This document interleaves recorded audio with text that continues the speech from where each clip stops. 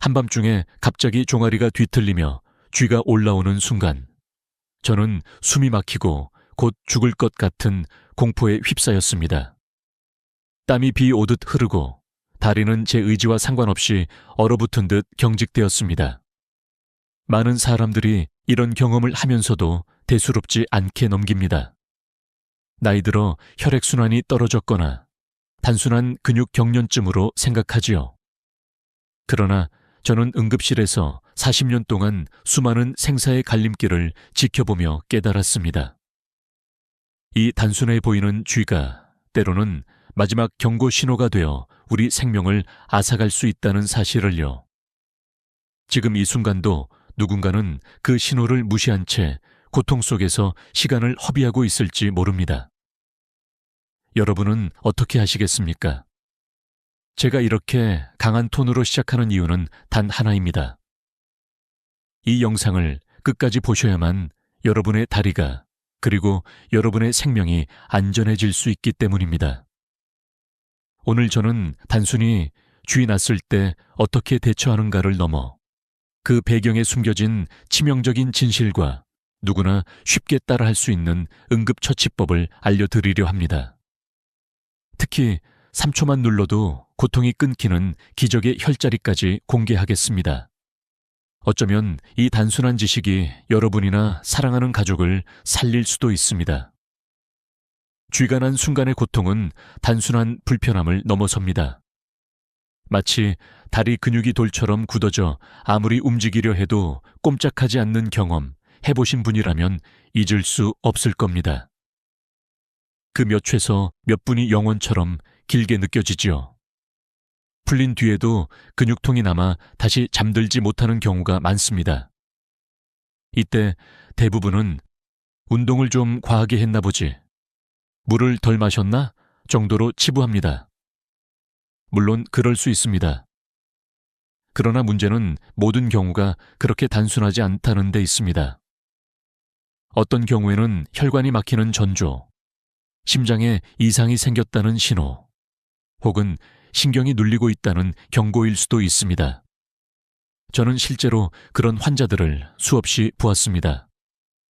밤중에 갑자기 다리에 쥐가 나면서 함께 숨이 가쁘거나 가슴이 답답해지는 분들이 있습니다. 이럴 때는 단순히 물을 더 마시는 것만으로는 해결되지 않습니다. 심부정맥 혈전증이나 급성동맥 폐쇄 같은 치명적인 질환일 수 있기 때문입니다. 문제는 많은 사람들이 이 사실을 모른다는 것입니다. 조금 지나면 괜찮아지겠지 라는 안일한 생각이 돌이킬 수 없는 비극으로 이어집니다. 그렇기에 저는 오늘 이 자리를 빌려 이 흔하지만 치명적인 신호를 절대로 가볍게 넘기지 말라고 말씀드리고 싶습니다. 한 가지 질문을 드리겠습니다. 만약 오늘 밤 여러분의 다리가 돌처럼 굳으며 극심한 고통이 찾아온다면, 그리고 그 고통이 단순한 근육의 비명이 아니라 몸이 보내는 마지막 경고라면 여러분은 어떻게 하시겠습니까? 모른 척하고 눈을 감으시겠습니까? 아니면 즉시 대응하여 생명을 지키시겠습니까? 이 질문에 답하는 순간 여러분은 이미 선택을 하신 겁니다. 그리고 이 영상은 그 선택을 행동으로 옮기게 도와드릴 겁니다. 제가 40년간 응급실에서 배운 교훈은 간단합니다. 작은 신호일수록 빨리 잡아야 한다. 대수롭지 않아 보이는 증상이 결국 큰 병의 시작이 되는 경우가 너무도 많습니다. 특히 50세에서 80세 사이의 연령대에서는 근육과 혈관, 신경의 노화가 겹쳐지기 때문에 더더욱 경계를 늦추면 안 됩니다. 단순한 다리쥐라고 무시했다가 다음날 걷지도 못하는 상태로 응급실에 실려 오는 분들을 저는 여러 번 보았습니다. 여러분은 그들과 같은 길을 걷지 않기를 바랍니다. 이 영상의 시작을 이렇게 강렬하게 열어가는 이유는 단순한 공포심을 심으려는 것이 아닙니다. 오히려 반대입니다. 두려움 속에 숨어있는 희망을 꺼내드리기 위함입니다. 지금부터 말씀드릴 방법들을 알고 준비한다면 여러분은 더 이상 한밤중의 공포에 휘둘리지 않을 수 있습니다. 오히려 그 순간을 제압하고 생명을 지키는 주인이 될 수 있습니다. 그러니 지금부터 눈을 떼지 마십시오. 이 이야기는 단순한 건강 정보가 아니라 여러분의 삶을 바꿀 수도 있는 지식의 무기입니다. 저는 경험을 바탕으로 솔직하게 말씀드리겠습니다. 때로는 예상치 못한 반전과 충격적인 사실을 들으실 수도 있습니다. 그러나 그 모든 것은 여러분을 지키기 위해 꼭 필요한 과정입니다. 마지막까지 따라와 주신다면 오늘 밤부터 여러분의 잠은 완전히 달라질 것입니다. 더 이상 다리에 쥐가 나서 고통에 몸부림치며 잠을 설치는 일은 없을 것입니다. 대신 평화롭고 건강한 밤이 여러분 곁에 머물게 될 것입니다. 자다가 다리에 쥐가 나는 현상, 의학적으로는 야간 다리 경련이라고 부릅니다. 많은 분들이 단순히 근육이 놀라서 일어난 현상으로만 알고 계시지만 실제로는 훨씬 복잡한 배경이 숨어 있습니다.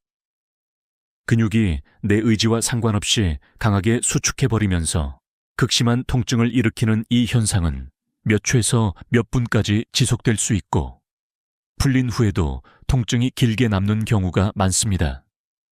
중요한 것은 이런 경련이 나이 들면서 더 자주 나타나고 특히 50대에서 80대 사이의 연령층에서 흔하다는 사실입니다.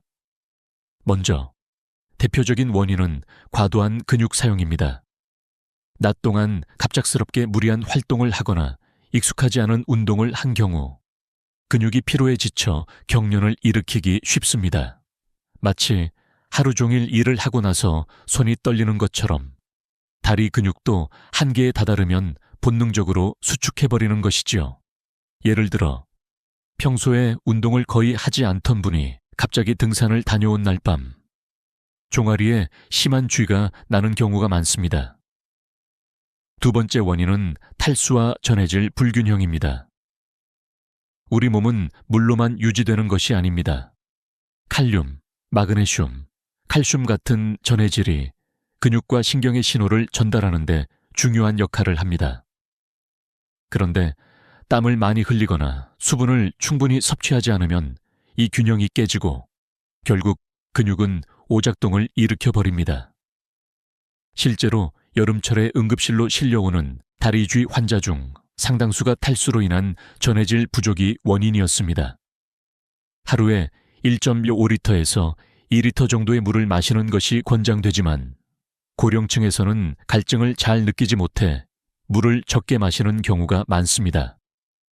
그래서 나이 들수록 더욱 의식적으로 수분을 보충해야 합니다. 세 번째는 특정 자세의 문제입니다. 오래 앉아서 일을 하거나 오랫동안 같은 자세로 잠을 자는 경우 다리 근육은 지속적으로 긴장 상태에 놓이게 됩니다. 특히 다리를 꼬고 앉는 습관은 혈액순환을 방해하고 근육을 단축시켜 경련을 쉽게 유발합니다. 실제로 사무직으로 장시간 앉아있는 분들이나 무거운 이불을 덮고 발끝이 아래로 꺾인 자세로 자는 분들에게서 자주 나타납니다. 네 번째는 혈액순환 저하입니다. 나이가 들면 혈관의 탄력이 떨어지고 혈액이 원활히 흐르지 않게 됩니다. 이로 인해 근육에 산소와 영양이 충분히 공급되지 못하고 결국 경련이 발생하는 것입니다. 실제로 말초혈관 질환을 가진 환자들에게서 야간 다리 경련이 흔히 나타납니다. 다섯 번째는 약물의 부작용입니다. 이뇨제, 고지혈증 치료제, 천식 치료제 등 일부 약물은 부작용으로 다리 경련을 일으킬 수 있습니다. 문제는 많은 분들이 약물과 경련의 연관성을 인식하지 못한다는 것입니다. 그래서 약을 먹은 후부터 쥐가 잦아졌다면 반드시 담당 의사나 약사와 상담해야 합니다. 여섯 번째는 노화 자체입니다. 나이가 들수록 근육량이 줄고 신경 기능이 약화됩니다. 특히 70세 이상에서는 근육의 수축과 이완이 원활하지 않아 작은 자극에도 쉽게 쥐가 날 수 있습니다. 실제 연구에 따르면 60세 이상의 인구 중 약 30, 75, 50%가 정기적으로 야간 다리 경련을 경험한다고 보고되었습니다. 여기서 중요한 것은 이런 원인들이 단독으로 작용하기도 하지만 대부분은 복합적으로 얽혀 있다는 점입니다. 예를 들어 70대 어르신이 더운 여름날 운동을 한 뒤 충분한 수분을 보충하지 않고 잠들었을 때 혈액순환 저하와 탈수, 근육 피로가 겹쳐 심각한 경련을 일으키는 시기입니다. 그렇다면 단순히 근육이 놀라서 생긴 일과 몸이 보내는 위험 신호를 어떻게 구별할 수 있을까요? 바로 여기서 제가 강조하고 싶은 부분이 있습니다. 일반적인 원인으로 설명되지 않는 경련, 즉 지나치게 자주 반복되거나 특정 부위에서만 나타나거나 다른 증상과 함께 나타나는 경우는 반드시 주의해야 합니다. 예를 들어 다리가 갑자기 붓고 열감이 동반된다면 혈관이 막히고 있다는 신호일 수 있습니다.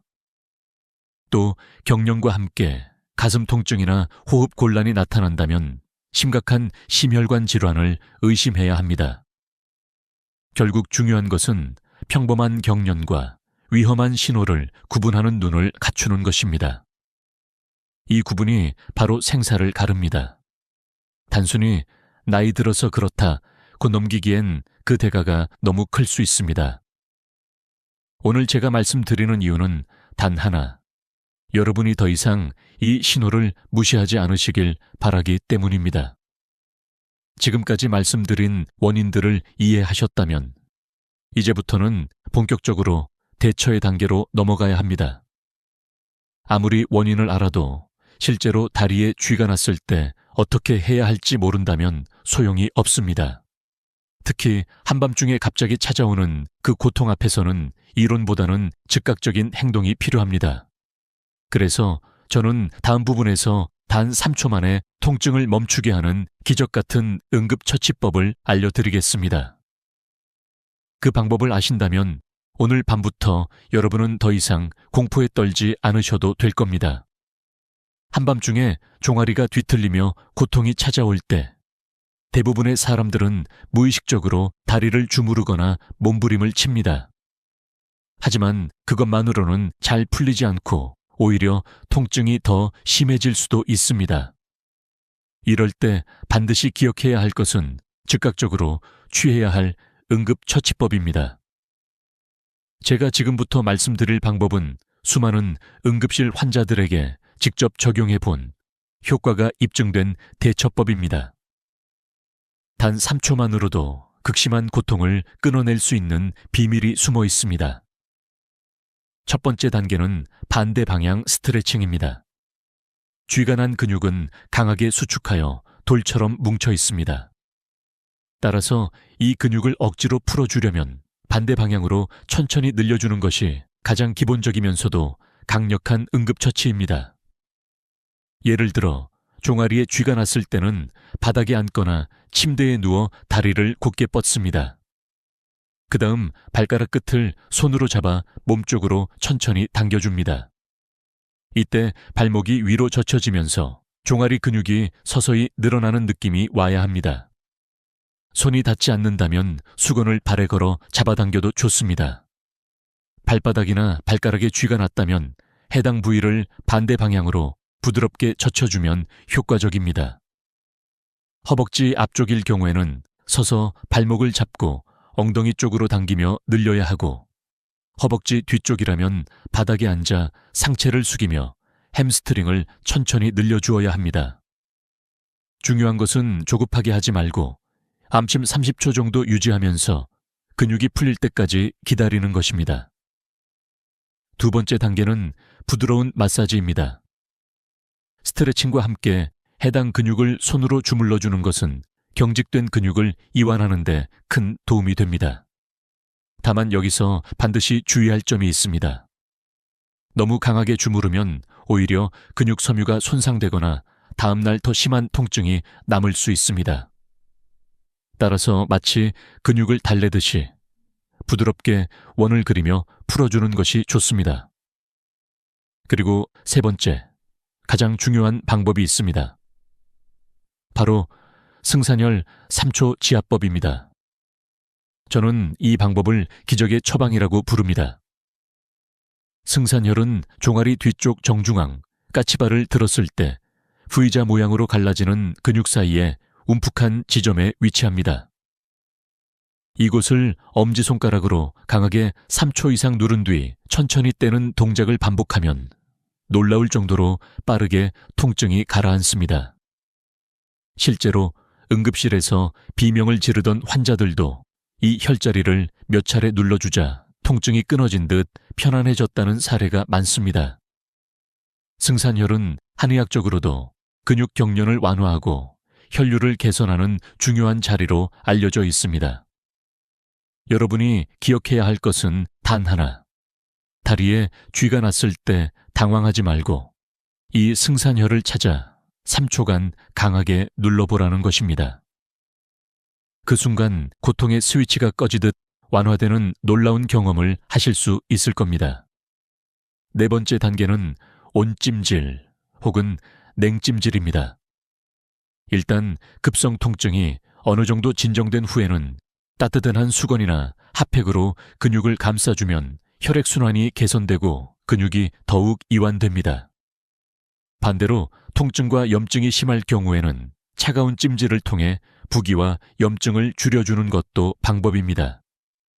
일반적으로 경련 직후에는 온찜질이 근육 회복에 도움이 되고 잔여 통증에는 냉찜질이 효과적입니다. 상황에 따라 본인에게 맞는 방식을 선택하면 됩니다. 여기서 중요한 것은 이 네 단계를 기억하는 것입니다. 스트레칭, 마사지, 승산혈 지압, 온찜질 또는 냉찜질. 이 순서를 몸에 익히면 앞으로 어떤 순간에도 당황하지 않고 즉시 대응할 수 있습니다. 마치 소방훈련처럼 한 번 익혀두면 몸이 자동으로 반응하게 됩니다.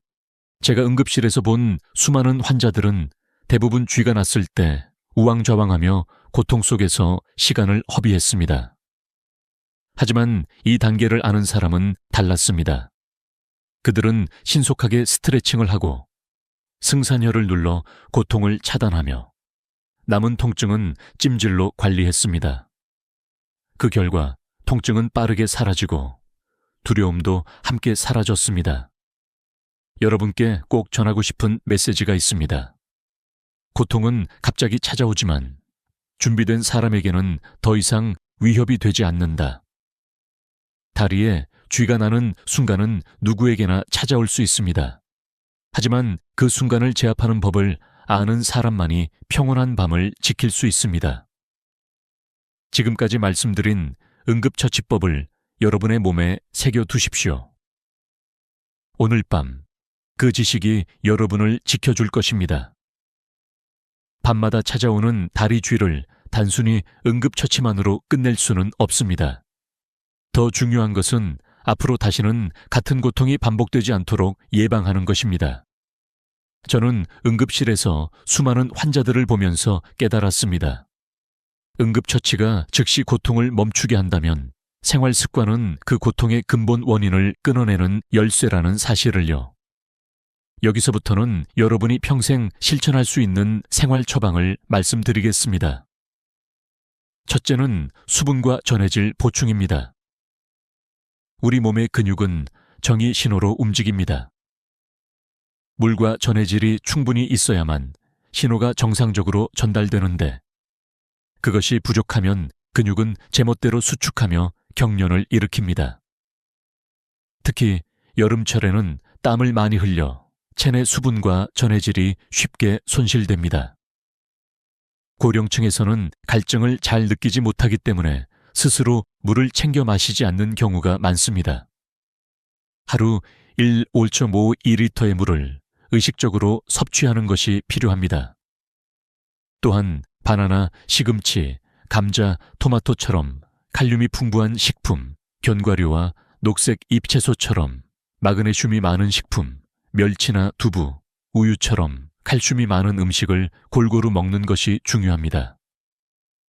단순히 물만 마시는 것이 아니라 몸속 전해질 발전소를 채우는 습관이 필수적입니다.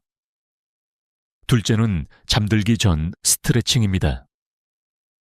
단 5분만 투자하면 밤사이 다리 주의 공포를 크게 줄일 수 있습니다.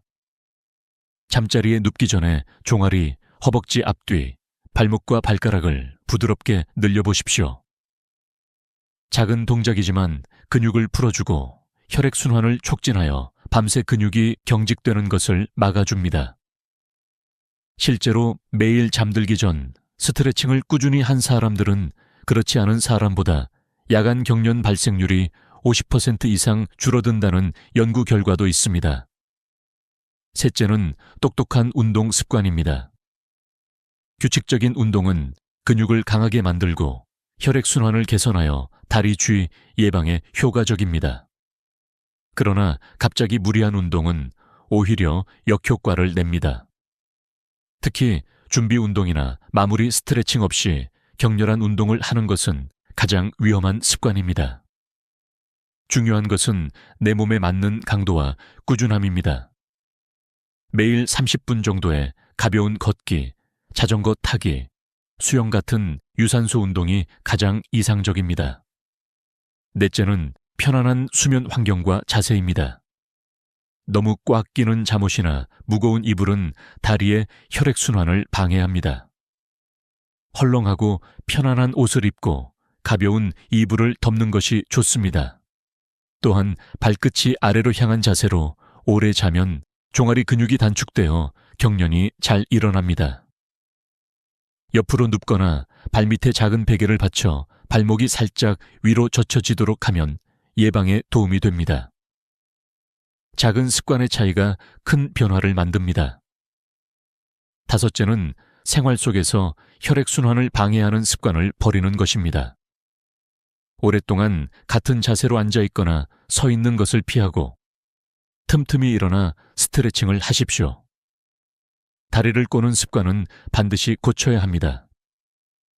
저녁에는 따뜻한 물로 샤워하거나 족욕을 하여 다리 피로를 풀어주는 것도 큰 도움이 됩니다. 이렇게 하면 근육이 이완되고 혈류가 원활해져 경련 발생을 줄일 수 있습니다. 여섯째는 복용 중인 약물을 점검하는 것입니다. 만약 특정 약을 먹기 시작한 후부터 다리 쥐가 잦아졌다면 반드시 담당 의사와 상담해야 합니다. 이뇨제나 일부 콜레스테롤 약, 천식약은 부작용으로 경련을 일으킬 수 있습니다. 그러나 절대로 임의로 약을 중단해서는 안 됩니다. 전문가와 상의하여 적절한 대안을 찾는 것이 안전한 방법입니다. 이 모든 생활 처방은 결국 예방은 치료보다 강하다는 진리를 다시금 깨닫게 해줍니다. 응급처치로 급한 불을 끄는 것은 중요하지만 그보다 더 큰 가치는 다시는 같은 고통을 겪지 않도록 준비하는 데 있습니다. 이제 저는 여러분께 한 가지 질문을 던지고 싶습니다. 오늘 말씀드린 이 단순한 습관들을 지금 당장 시작하시겠습니까? 아니면 또다시 한밤중의 고통을 경험한 뒤에야 실천하시겠습니까? 선택은 여러분의 몫입니다. 그러나 저는 분명히 말씀드릴 수 있습니다. 지금 당장의 작은 실천이 평생의 평온한 밤을 지켜줄 것이라는 사실을요. 그럼에도 불구하고 우리가 아무리 예방 습관을 지켜도 반드시 기억해야 할 것이 있습니다. 바로 위험 신호입니다. 다리에 쥐가 단순한 근육 경련이 아니라 목숨을 위협하는 질환의 전조일 수 있다는 사실을 아는 것이야말로 진짜 안전망이 됩니다. 저는 응급실에서 수많은 환자들을 보면서 이 구분이 얼마나 중요한지 뼈저리게 느꼈습니다. 첫 번째 위험 신호는 다리가 갑자기 심하게 붓고 열감과 함께 붉게 변하는 경우입니다. 이 증상은 단순한 근육 경련이 아니라 심부정맥 혈전증 DVT일 가능성이 높습니다. 혈관 속에 피떡이 생겨 혈류를 막아버린 상태인데 방치하면 그 혈전이 폐로 이동해 치명적인 폐색전증을 일으킬 수 있습니다. 실제로 저는 50대 남성 환자가 한밤중 종아리 쥐로 응급실에 왔는데 자세히 보니 한쪽 다리가 심하게 붓고 뜨겁게 달아올라 있었습니다. 곧바로 초음파 검사를 했고 결과는 심부정맥 혈전증. 신속히 치료하여 다행히 목숨을 건졌지만 만약 그냥 쥐가 난 거겠지 하고 집에 있었다면 결과는 상상하기조차 두렵습니다. 두 번째는 다리 쥐와 함께 갑작스러운 호흡 곤란이나 가슴 통증, 어지럼증이 동반되는 경우입니다. 이는 심혈관계 이상이나 폐색전증의 전형적인 신호입니다. 한순간 방치하면 생명이 위태로울 수 있습니다. 이런 경우는 단 한순간도 지체하지 말고 배필킥 구에 즉시 신고해야 합니다. 세 번째는 쥐가 풀리지 않고 극심한 통증이 계속되면서 다리가 차갑고 창백해지거나 감각이 사라지는 경우입니다. 맥박조차 잡히지 않는다면 이는 급성동맥 폐쇄일 수 있습니다. 혈관이 완전히 막혀 근육과 조직이 괴사로 향하는 단계이므로 시간을 다투는 응급 상황입니다. 네 번째는 근육 힘이 급격히 떨어지거나 마비 증상이 나타나는 경우입니다. 이는 단순한 근육 피로가 아니라 척추신경 압박 같은 신경계 질환의 신호일 수 있습니다. 실제로 다리에 쥐가 난다고만 생각하고 미루다 병원을 찾은 환자가 척추관 협착증으로 진단된 사례도 많습니다. 다섯 번째는 원인 모를 고열, 오한과 함께 다리 통증과 부종이 나타나는 경우입니다. 이는 감염이나 염증성 질환의 신호일 수 있으며 역시 응급실에서 정밀 검사가 필요합니다. 이런 위험 신호들을 무시하는 것은 스스로의 생명을 걸고 도박을 하는 것과 같습니다. 괜찮아지겠지, 시간이 지나면 나아지겠지 하는 생각은 가장 큰 함정입니다. 제가 본 수많은 환자들 중 일부는 바로 그 안일함 때문에 병을 키워 돌이킬 수 없는 상황에 이르렀습니다. 제가 기억하는 한 사례가 있습니다. 평소 건강에 자신 있던 60대 남성이 있었습니다. 그는 몇 주 동안 밤마다 다리에 쥐가 났지만 대수롭지 않게 넘겼습니다. 그러다 어느 날 밤, 통증과 함께 호흡 곤란이 찾아왔고 결국 응급실에 실려왔을 때는 이미 폐색전증으로 위급한 상황이었습니다. 다행히도 신속한 처치로 목숨은 건졌지만 이후 오랫동안 혈액 희석제를 복용해야 했습니다. 그분은 처음 증상을 무시한 것이 가장 큰 실수였다고 후회했습니다. 이처럼 단순히 주위로 치부된 증상 뒤에는 언제든 치명적인 질병이 숨어 있을 수 있습니다. 그렇기 때문에 오늘 제가 드리는 가장 큰 메시지는 위험 신호를 놓치지 마라입니다. 그 신호를 아는 것만으로도 생명을 구할 수 있습니다. 마지막으로 강조하고 싶습니다. 응급실에서 저는 매일 밤 늦게 다리에 쥐가 심해 찾아오는 분들을 만납니다. 대부분은 다행히 단순 근육 경련으로 확인되지만 간혹 생명을 위협하는 병으로 판명되는 경우도 있습니다. 이 차이를 가르는 것은 단순합니다. 위험 신호를 아느냐, 모르느냐. 여러분은 이제 그 신호들을 알게 되었습니다. 그렇다면 두려워할 필요가 없습니다. 오히려 누구보다 안전한 준비가 된 것입니다. 이제 마지막으로 우리는 이 모든 이야기를 삶의 교훈으로 정리해야 합니다. 응급처치법과 생활습관, 그리고 위험 신호까지 아셨다면 이제 남은 것은 그것을 어떻게 자신의 삶 속에 실천하느냐입니다. 그리고 그 답을 저는 마지막 부분에서 말씀드리겠습니다. 밤마다 다리에 쥐가 나며 몸부림치던 순간 우리는 두려움에 사로잡히고는 합니다. 하지만 이제 여러분은 단순히 공포에 머무르지 않고 지식을 무기로 삼을 수 있게 되었습니다. 지금까지 저는 쥐가 나는 원인과 응급처치법, 생활 속 예방습관, 그리고 절대로 놓쳐서는 안 될 위험 신호까지 모두 말씀드렸습니다.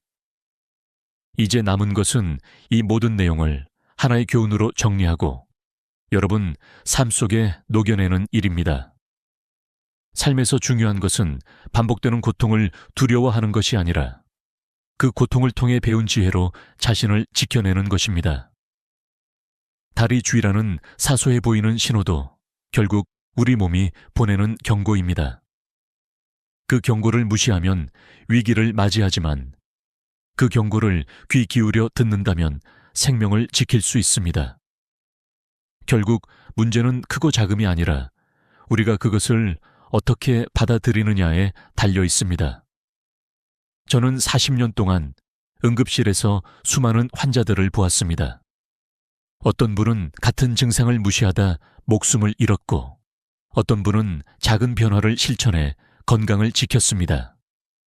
그 차이는 거창한 치료가 아니라 지금 당장 할 수 있는 작은 실천에서 비롯되었습니다. 물을 조금 더 챙겨 마시는 습관, 잠들기 전 5분의 스트레칭, 그리고 다리가 경련할 때 당황하지 않고 승산혈을 3초간 눌러주는 지식. 이 단순한 행동들이 모여 결국 한 사람의 삶을 지켜낸 것입니다. 여러분께 제가 드리고 싶은 마지막 메시지는 명확합니다. 오늘부터 행동으로 옮기십시오. 지금 당장 물 한 잔을 준비하고 오늘 밤에는 다리 근육을 부드럽게 늘려주십시오. 무거운 이불 대신 가벼운 이불을 덮고 다리를 꼬는 습관을 고치고 혹시라도 약물 부작용이 의심된다면 담당 의사와 상의하십시오. 그리고 무엇보다 위험 신호를 기억하십시오. 다리가 붓고 통증이 지속되고 호흡이 가빠지고 가슴이 답답할 때는 절대로 주저하지 말고 119를 부르십시오. 이 단순한 원칙들이 여러분의 생명을 살립니다. 또 하나, 저는 여러분께 더 큰 차원의 교훈을 나누고 싶습니다. 다리에 쥐가 난다는 것은 단순히 근육의 문제가 아닙니다. 그것은 우리 몸이 보내는 작은 비명이며 동시에 우리 삶의 습관을 돌아보라는 메시지입니다. 무심코 지나쳤던 식습관, 운동습관, 수면습관이 결국 우리 건강을 결정합니다. 작은 신호를 귀 기울여 듣는 사람은 병을 예방할 수 있고 무시하는 사람은 큰 대가를 치르게 됩니다. 이는 건강뿐 아니라 삶의 모든 영역에도 적용되는 진리입니다. 오늘 영상을 보신 여러분은 더 이상 무지 속에 있지 않습니다. 여러분은 이미 방법을 알고 있고 실천할 수 있습니다. 이제는 두려움이 아니라 준비가 여러분의 밤을 지배하게 될 것입니다. 매일 밤 편안히 잠들 수 있는 권리, 그것은 거창한 것이 아니라 작은 실천 속에 숨어 있습니다. 이제 저는 여러분께 마지막 질문을 드리고 싶습니다. 여러분은 이 영상을 단순히 듣고 지나가시겠습니까? 아니면 오늘부터 변화를 시작하시겠습니까? 답은 여러분의 선택 속에 있습니다. 그러나 분명히 말씀드립니다. 오늘부터 작은 실천을 시작하는 그 순간, 여러분의 다리는 더 이상 고통의 사슬에 묶이지 않을 것입니다. 저는 응급의학과 의사로서 여러분의 건강한 다리와 편안한 밤을 언제나 응원하겠습니다.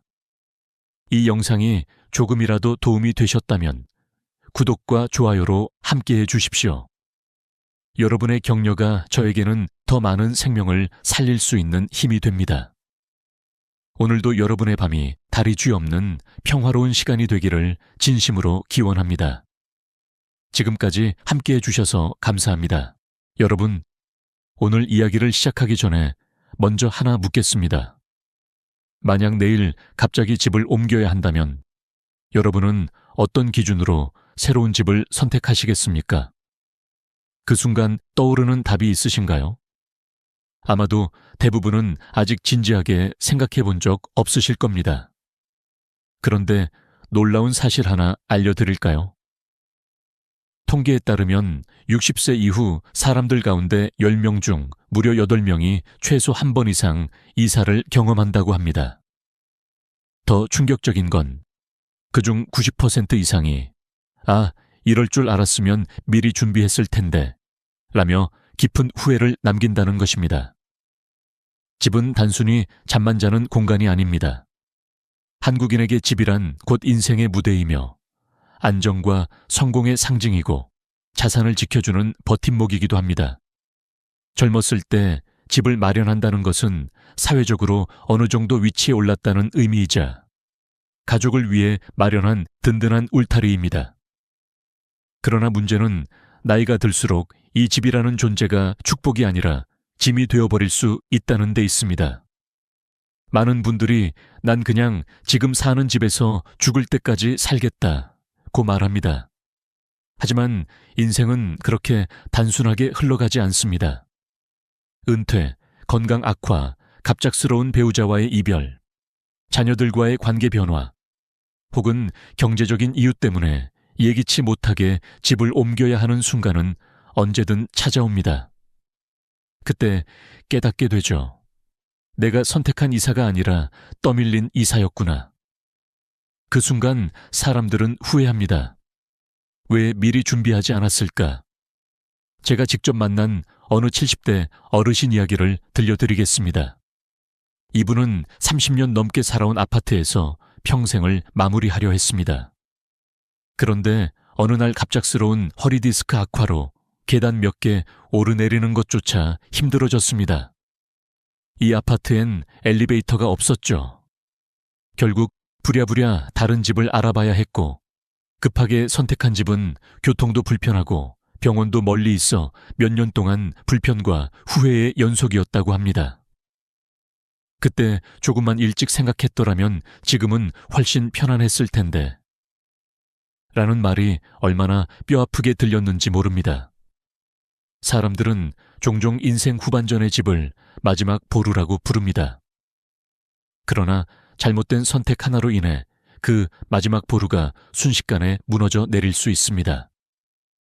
집값이 떨어지고 관리비가 감당되지 않으며 크고 화려한 집이 오히려 삶의 무게를 더 얹히는 짐이 되기도 합니다. 우리가 젊었을 때는 큰 집, 좋은 위치가 인생의 목표였지만 노년기에는 편안함, 안전, 그리고 관계가 핵심이 됩니다. 여러분, 상상해 보십시오. 70대가 되어 무릎이 시큰거려 계단을 오르내리기 힘들고 병원에 가려면 버스를 2번 갈아타야 하고 옆집에 누가 사는지도 모르는 고층 아파트에 홀로 남겨진 자신을 혹은 전원주택에 대한 로망 하나로 깊은 산속에 집을 마련했는데 눈 오는 겨울날 보일러가 고장 나도 부를 사람이 없어 추위에 떨고 있는 자신을 그 순간 집이란 공간이 더 이상 보금자리가 아니라 감옥처럼 느껴지게 됩니다. 그래서 오늘 저는 여러분과 함께 노후에 절대 실패하지 않는 집 선택의 비밀을 이야기하려 합니다. 단순히 아파트냐 단독주택이냐를 두고 논쟁하는 게 아닙니다. 앞으로 남은 10년, 20년을 불안 속에서 살 것인지 아니면 평온함 속에서 살 것인지를 가르는 생사의 기준을 함께 짚어보려는 것입니다. 많은 분들이 말합니다. 자식들이 자주 올 테니 큰 집이 필요하지 않을까? 그러나 현실은 다릅니다. 최근 조사에 따르면 명절에 부모 집에서 숙박하는 자녀의 비율이 지난 10년간 30% 이상 줄어들었다고 합니다. 이유는 간단합니다. 숙박시설을 이용하거나 자기 집으로 돌아가는 게 더 편하기 때문입니다. 결국 평생 빚을 내서 넓은 집으로 이사했는데 자식들은 잠시 얼굴만 비추고 돌아가 버리는 현실. 남는 건 2배로 불어난 관리비와 텅 빈 거실 뿐입니다. 제가 만난 또 다른 어르신은 아들이 결혼한다고 30평 아파트에서 50평으로 옮겼습니다. 그런데 아들이 1년에 몇 번 얼굴을 보러 오는지 손가락으로 셀 정도였다고 합니다. 도대체 내가 왜 이렇게 무리했을까라는 말과 함께 매달 나가는 관리비 고지서를 보며 깊은 한숨을 내쉬셨습니다. 이 이야기를 들으며 저는 다시금 깨달았습니다. 노후의 집은 크기가 아니라 내게 얼마나 맞는가가 진짜 기준이라는 것을요. 여기서 중요한 건 단순히 실패 사례를 듣고 두려움에 빠지라는 것이 아닙니다. 오히려 이 이야기들이 우리에게 주는 메시지는 미리 준비하면 절대 후회하지 않는다는 희망입니다. 이 영상에서 다룰 9가지 기준은 실제 사례와 데이터, 전문가의 조언을 바탕으로 정리한 것입니다. 여러분이 지금 50대이든 60대이든 혹은 이미 70대를 넘어섰든 상관없습니다. 지금부터라도 준비한다면 다음 이사는 떠밀린 선택이 아니라 여러분이 주도하는 삶의 마지막 무대가 될 수 있습니다. 그러니 오늘 이 영상을 끝까지 보시길 바랍니다. 영상 마지막에는 지금 당장 활용할 수 있는 상황별 노후 주거 체크리스트도 준비해 두었습니다. 이건 단순한 정보가 아니라 여러분의 인생을 지켜줄 작은 나침반이 될 겁니다. 여러분이 이 영상을 보는 순간 이미 반은 성공한 것입니다. 이제 나머지 반은 행동으로 옮기는 일만 남았습니다. 자, 이제 본격적으로 이야기의 문을 열어보겠습니다. 그리고 그 첫 번째 기준은 우리가 평생 동안 잘못 믿어온 평수의 함정입니다. 여러분, 상상해 보세요. 내일 아침 눈을 떴는데 갑자기 집을 비워야 한다는 연락을 받는다면 여러분은 어떤 기준으로 새 집을 고르시겠습니까? 편안함일까요? 병원과의 거리일까요? 아니면 자식들이 자주 찾아올 수 있는 위치일까요?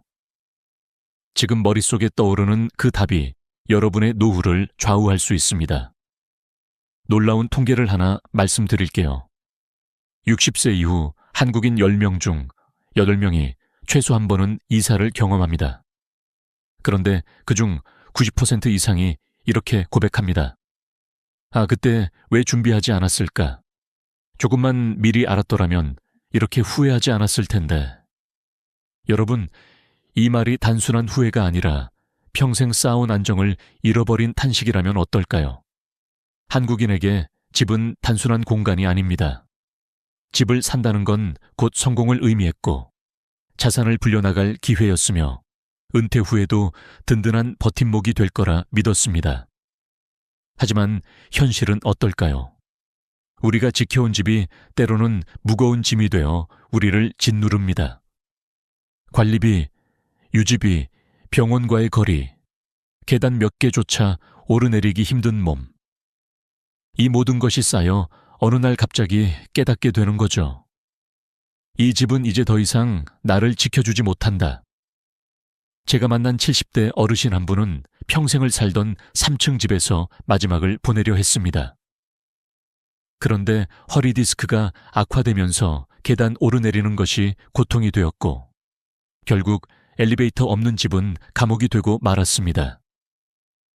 부랴부랴 옮긴 새 집은 교통도 불편하고 병원도 멀어 하루하루가 후회의 연속이었다고 합니다.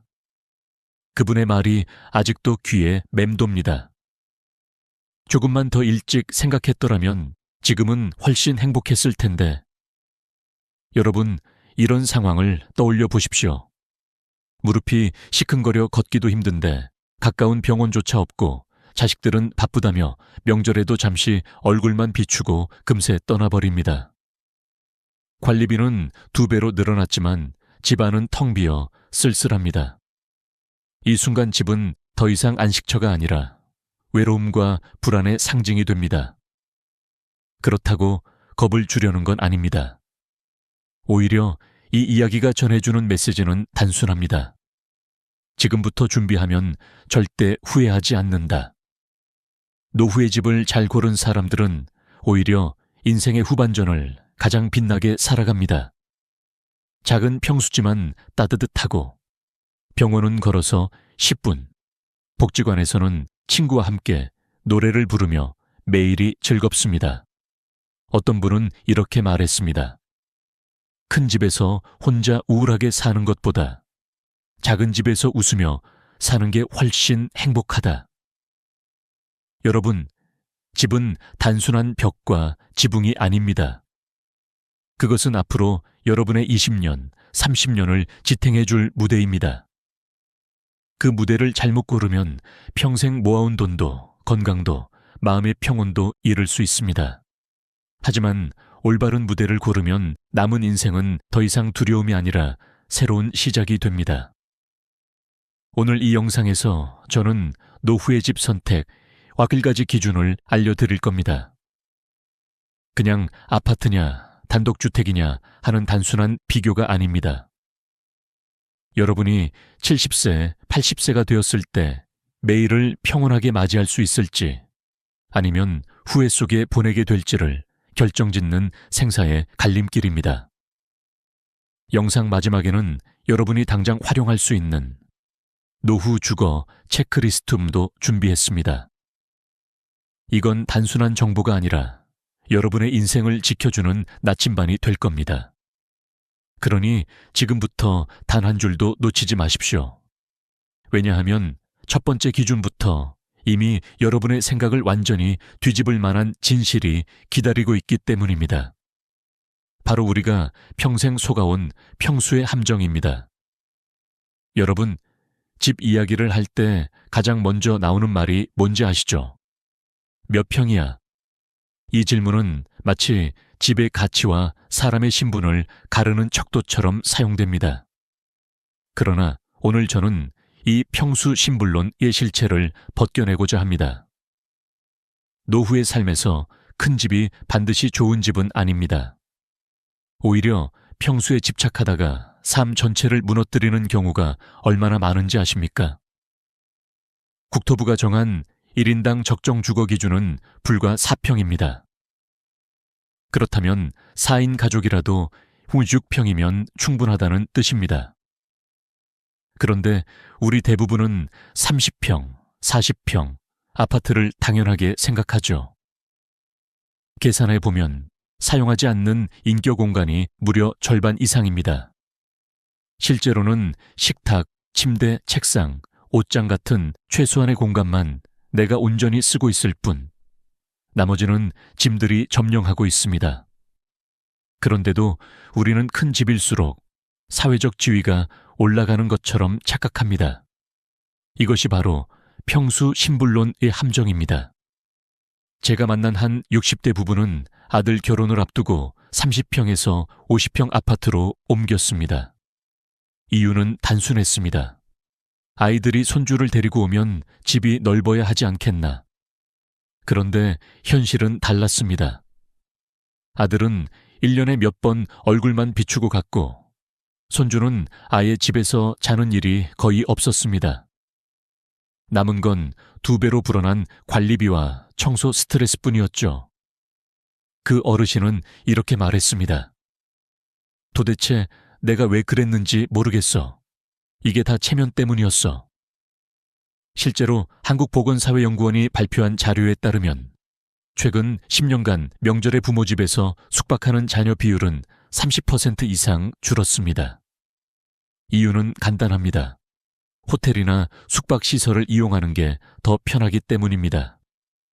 그렇다면 자녀와 손주가 자주 올 것이라는 기대만으로 빚을 내어 큰 집으로 옮기는 건 합리적인 선택일까요?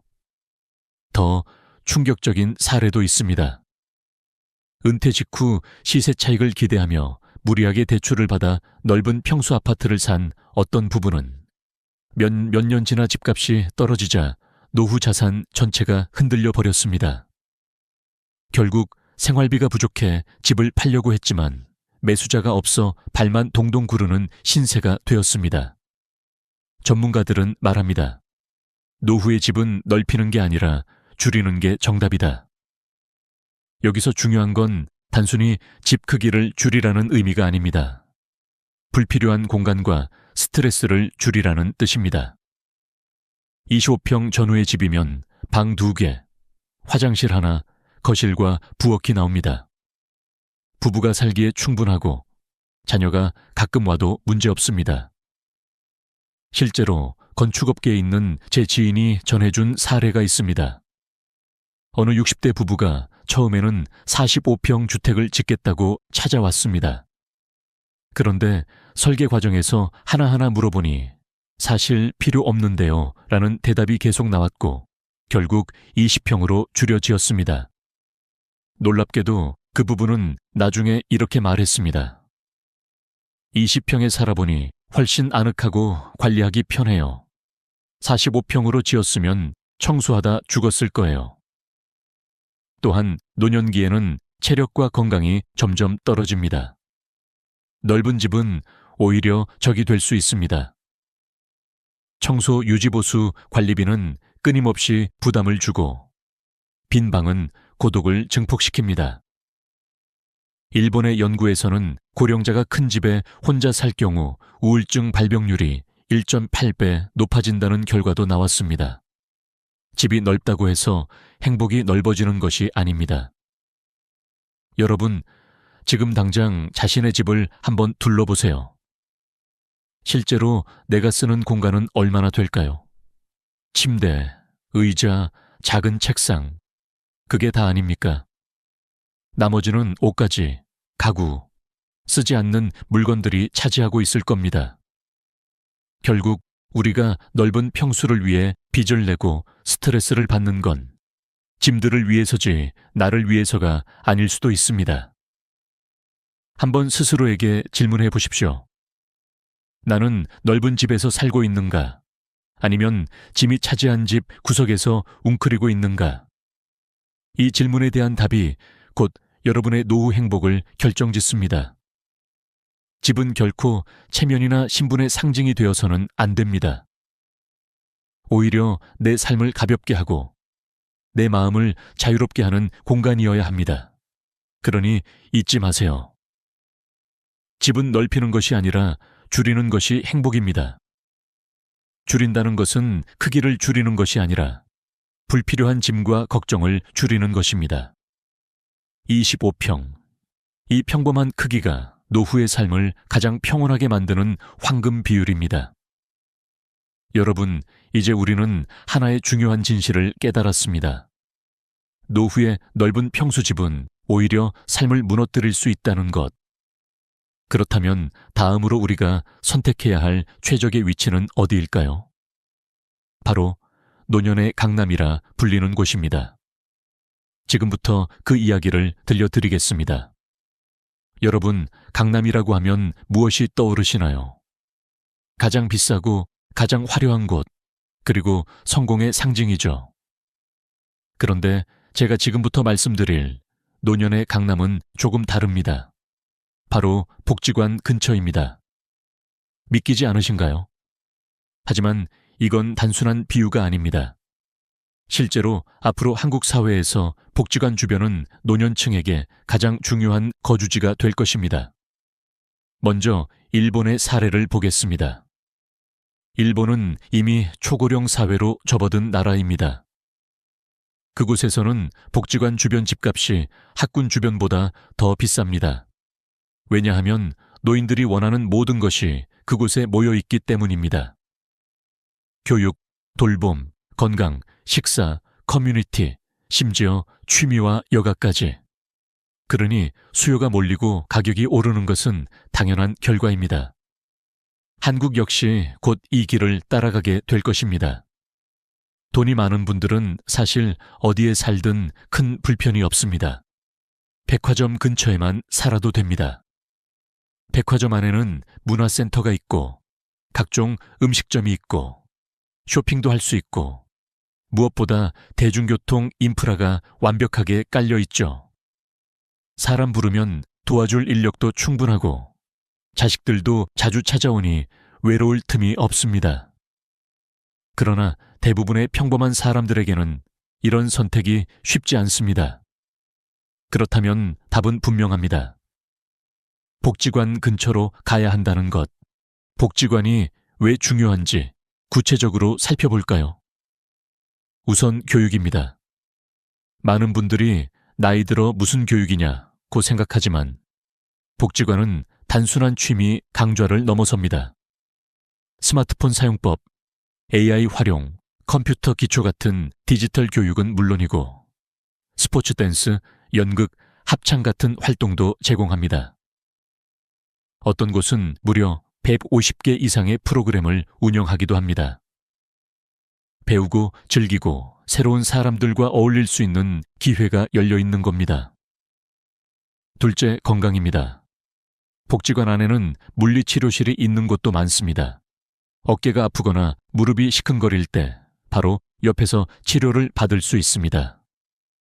이발소도 있어 전문가가 머리를 잘라주는데 비용은 고작 2,000원에서 5,000원. 저렴하면서도 믿을 수 있는 서비스입니다. 게다가 혼자 사는 어르신들의 안부를 확인하고 어려운 상황이 생기면 병원까지 동행해주는 시스템도 있습니다. 이건 단순한 편의가 아니라 생명줄이 될 수 있습니다. 셋째, 돌봄과 식사입니다.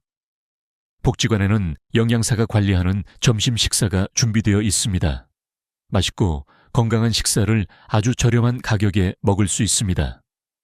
혼자 끼니를 챙기기 힘든 분들에게는 이보다 든든한 제도가 없습니다. 게다가 이런 점심 식사 시간은 단순히 배를 채우는 시간이 아니라 친구와 대화하고 관계를 맺는 소중한 순간이 됩니다.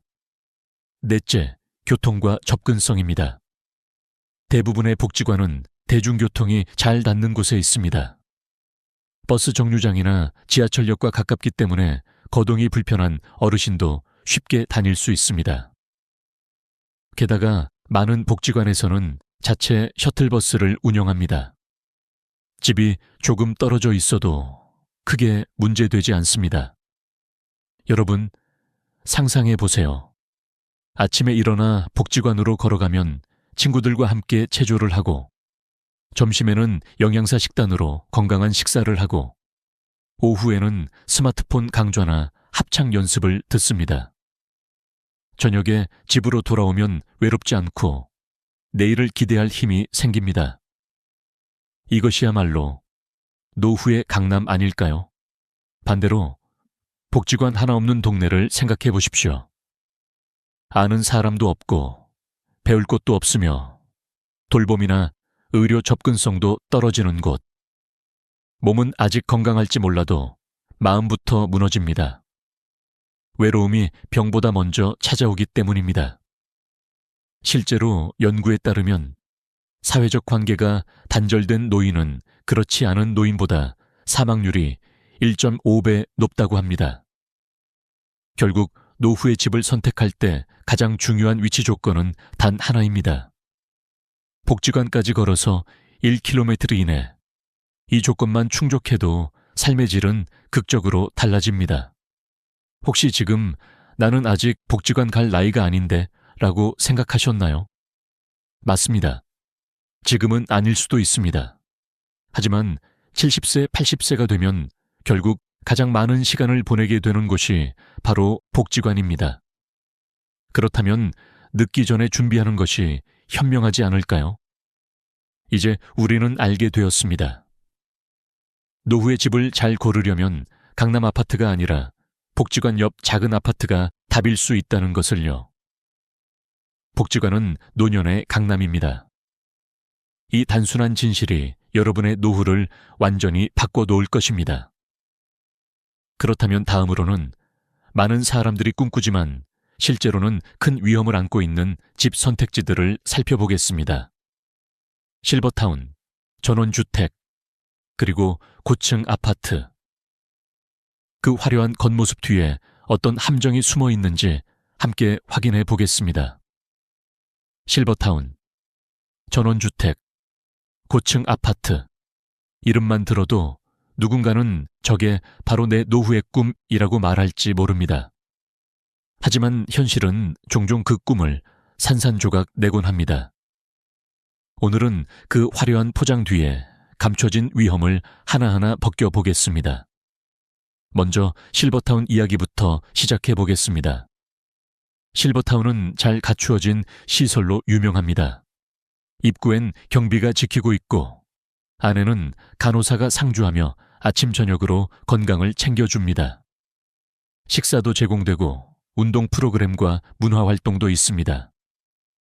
겉으로 보기엔 호텔 못지않습니다. 그러나 제가 만난 어떤 분은 이렇게 말씀하셨습니다. 시설은 호텔이었는데 마음은 감옥 같았어요. 왜일까요? 그곳에는 젊은이도 없고 아이도 없었습니다. 다양성 없는 공간은 매일 같은 사람, 같은 대화, 같은 생활 패턴으로 채워집니다. 처음엔 편하다 싶지만 3개월이 지나면 스스로에게 묻게 됩니다. 나는 지금 살고 있는 걸까? 아니면 단지 버티고 있는 걸까? 결국 수천만 원의 입주비를 포기하고 나오는 분들도 많습니다. 편리함이 곧 행복은 아니라는 사실을 보여주는 사례입니다. 다음은 많은 사람들이 로망을 품는 전원주택입니다. 푸른 숲, 새소리, 맑은 공기. 생각만 해도 마음이 설레지 않으신가요? 하지만 전원주택은 현실에서 로망이 아니라 노망이 될 수 있다는 우스갯소리가 있을 정도입니다. 제가 아는 한 지인은 은퇴 후 산 좋고 물 좋은 곳에 그림 같은 집을 지었습니다. 그러나 2년도 채 되지 않아 다시 도시로 돌아왔습니다. 이유는 단순했습니다. 첫째, 끝없는 관리. 잔디를 깎고 배관을 고치고 겨울이면 눈 치우느라 진이 다 빠집니다. 둘째, 이웃과의 갈등. 시골 마을에서는 집성촌 문화가 강해 외부인에게 배타적인 경우가 많습니다. 실제로 마을 행사에 수백만 원의 기부를 요구받거나 공사 차량이 막히는 경우도 있었다고 합니다. 마지막으로 외로움. 밤마다 들려오는 바람소리에 불안해 잠 못 이루고 아플 때 도움을 청할 곳도 없습니다. 결국 친구는 이렇게 말했습니다. 나는 자연인이 되고 싶어 시골로 갔지만 끝내 다시 도시로 돌아올 수밖에 없었어. 전원주택은 로망이 될 수도 있지만 철저한 준비 없이는 감옥이 될 수 있습니다. 세 번째는 고층 아파트입니다. 많은 분들이 전망과 쾌적함 때문에 선호합니다. 하지만 고층에는 치명적인 약점이 있습니다. 바로 엘리베이터 고장입니다. 나이가 들어 무릎과 허리가 약해졌을 때 계단을 오르내린다는 건 상상조차 힘든 일입니다. 한 번 고장이 나면 그 순간 집은 철창 없는 감옥이 됩니다. 또 어떤 분들은 고층에서 오는 심리적 불안감을 호소합니다. 아득한 높이에서 느껴지는 두려움, 바람소리와 이명 증상까지 겹치면 편안해야 할 집이 오히려 불안의 원인이 됩니다. 게다가 지진이나 화재 같은 재난 상황에서 고층은 더 큰 위험에 노출됩니다. 물론 고층 아파트에서 행복하게 사는 분들도 있습니다. 하지만 노후를 생각한다면 반드시 현실적인 불편과 위험을 먼저 고려해야 합니다. 여기서 중요한 건 제가 이 세 가지를 무조건 피하라고 말씀드리는 게 아니라는 겁니다. 실버타운이든 전원주택이든 고층 아파트든 충분히 잘 준비하고 본인 성향에 맞는 선택이라면 문제없습니다.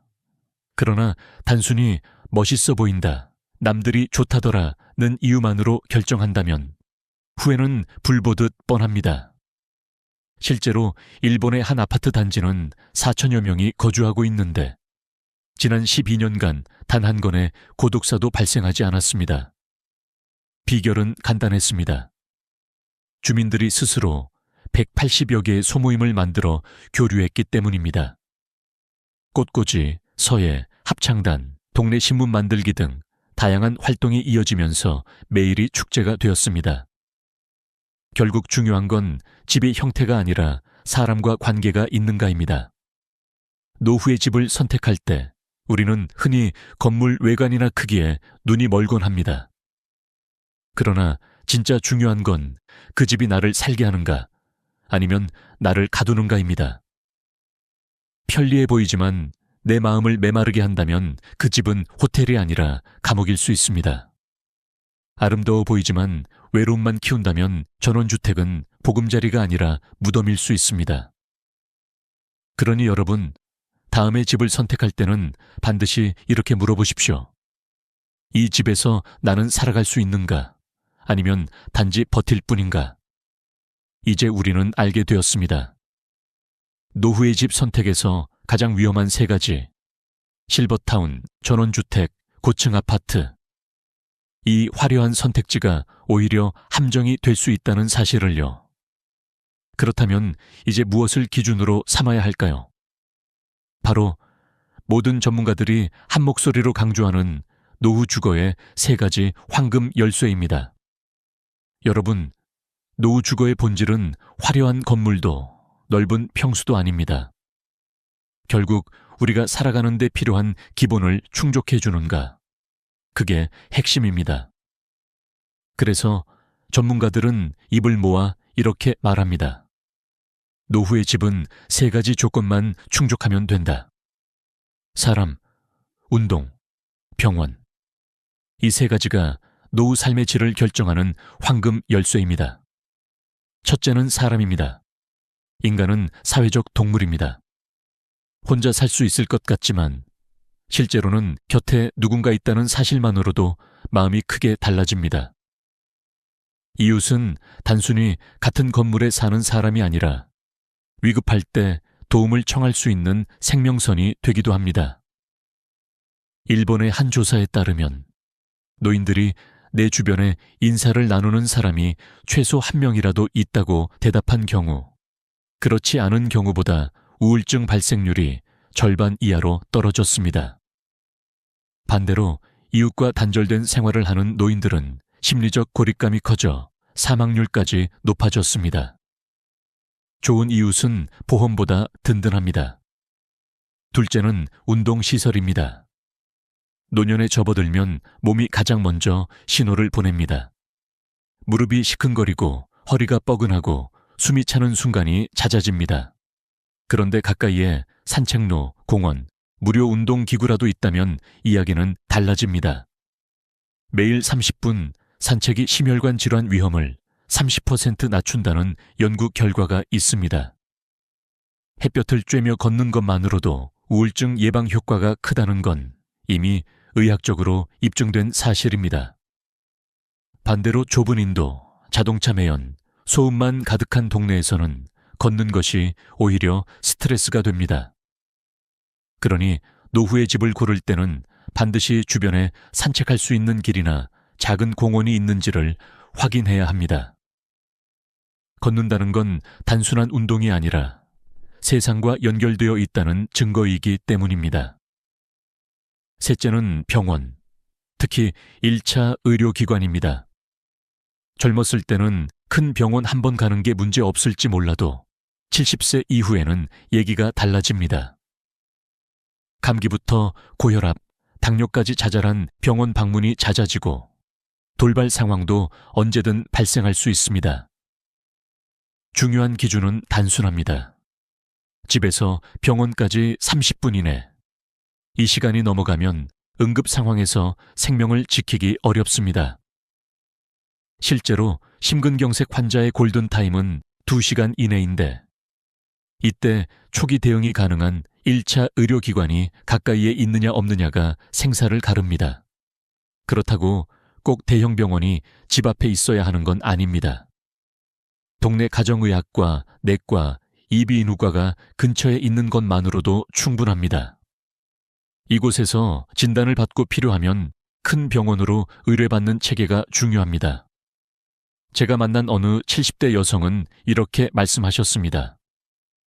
예전에는 강남 큰 아파트가 부러웠는데 지금은 걸어서 10분 거리에 병원 있고 공원 있는 우리 집이 세상에서 제일 좋은 집이야. 이 짧은 고백이 노후의 진실을 말해줍니다. 화려한 건물보다 중요한 건 결국 생활의 편리와 안전입니다. 또 한 가지, 이 세 가지 조건은 서로 연결되어 있습니다. 이웃이 있으면 운동도 같이 할 수 있고 운동하다가 아프면 병원까지 같이 가줍니다. 병원 근처에 사람이 모이고 복지관 주변에는 운동시설도 있습니다. 결국 노후에 좋은 집이란 이 세 가지 조건이 동시에 작동하는 곳입니다. 여러분, 집을 고를 때 인테리어나 평수만 보지 마십시오. 문을 나서서 10분 안에 만날 수 있는 사람, 걸을 수 있는 길, 들어갈 수 있는 병원이 있는지를 보셔야 합니다. 그것이야말로 노후 주거의 3대 황금 열쇠입니다. 이제 우리는 노후의 집에서 반드시 필요한 세 가지를 알게 되었습니다. 사람, 운동, 병원. 이 단순한 세 가지가 노후를 건강하고 풍요롭게 만듭니다. 그렇다면 마지막으로 남은 질문은 이것입니다. 노후의 집 선택, 궁극적으로 우리에게 어떤 교훈을 주는가? 바로 지금부터 그 마지막 이야기를 들려드리겠습니다. 여러분, 지금까지 우리는 노후의 집 선택에 필요한 여러 기준을 함께 살펴봤습니다. 평수의 함정에서 벗어나야 한다는 사실, 노년의 강남이 다름 아닌 복지관 근처라는 점, 그리고 화려해 보이는 실버타운이나 전원주택, 고층 아파트가 때로는 함정이 될 수 있다는 현실. 마지막으로 세 가지 황금 열쇠, 즉 사람, 운동, 병원이 노후의 집을 결정짓는 핵심이라는 사실까지. 이제 이 모든 이야기를 하나로 모아보겠습니다. 노후의 집을 선택한다는 건 단순히 벽과 지붕을 고르는 일이 아닙니다. 그것은 곧 삶의 무대를 선택하는 일입니다. 좁아도 따뜻한 무대, 조용해도 외롭지 않은 무대, 언제든 다시 시작할 힘을 주는 무대. 이 무대를 어떻게 고르느냐에 따라 남은 인생 20년, 30년이 전혀 다른 빛깔로 채워집니다. 한국 사회는 더 이상 부동산 불패 신화를 보장하지 않습니다. 저출산, 고령화, 경기 침체 속에서 집값은 언제든 흔들릴 수 있습니다. 그렇다면 집을 재산의 관점에서만 볼 것이 아니라 내가 살아갈 무대로 봐야 합니다. 집을 선택하면서 이 집이 오르면 돈을 벌겠다가 아니라 이 집에서 나는 어떻게 살 것인가를 먼저 물어야 합니다. 어쩌면 지금 여러분은 혼자 살고 있을지도 모릅니다. 사실 한국의 70대 이상 인구 3명 중 1명은 1인 가구입니다. 하지만 혼자 산다고 해서 반드시 외로운 것은 아닙니다. 경비 아저씨가 내 이름을 기억해주고 매일 산책길에서 마주치는 이웃이 있고 복지관 프로그램에서 함께 노래 부르는 친구가 있다면 그건 혼자가 아닙니다.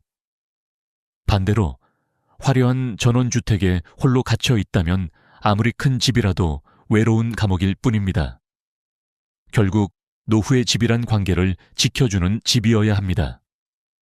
저는 이렇게 말씀드리고 싶습니다. 노후의 좋은 집은 크지도 화려하지도 않습니다. 그것은 내가 나답게 살 수 있는 집입니다. 병원과 가까워 안심할 수 있고 이웃과 인사 나누며 마음이 따뜻해지고 산책길을 걸으며 몸이 건강해지는 집. 바로 그런 집이 여러분이 선택해야 할 마지막 무대입니다.